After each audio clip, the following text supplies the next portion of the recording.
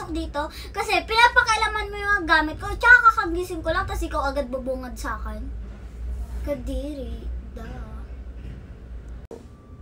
Kasi sabi ng mami mo, lilinisin ko daw kasi ang kalat.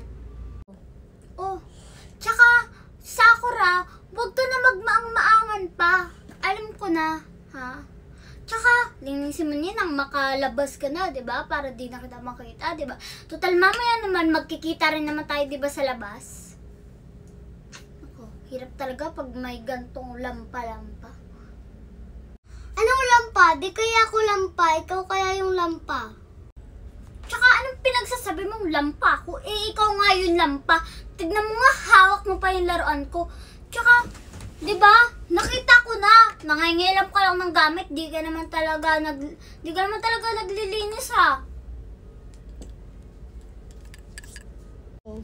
Ha? Hinawakan ko lang naman, ha?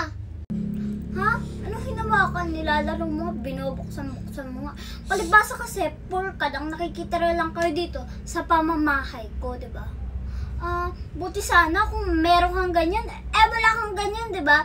Kaya alam ko na sa akin yan kasi mahirap lang kayo. Hindi kayo nakabili ng ganyan. Ano? Ganyan na lang, ha? Papakailaman mo para madumihan. Ayaw mo ata na meron akong mga gamit na magaganda at na wala ka, di ba?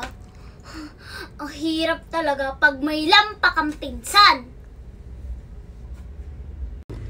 Anong lampa? Sinabi nang di ako lampa, di ba? Ikaw yung lampa!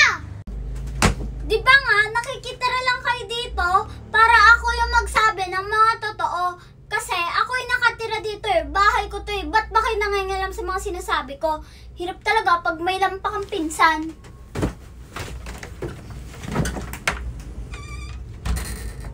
Hindi nga ako lampa!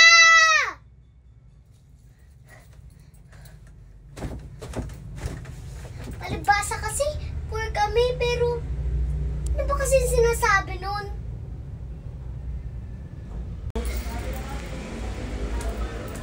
Oh, ba't ka nandito? Pati ba naman dito susundan mo pa ako? Ay naku, nasisira yung araw ko sa'yo eh. Kaya ayaw ko na nandito ka. Lagi ka naman nandito, lagi naman tayo nagkikita. Siyempre, ayaw talaga kita makita, di ba? Lampa ba ako? Di ba ako matalino? Pangit ba ako?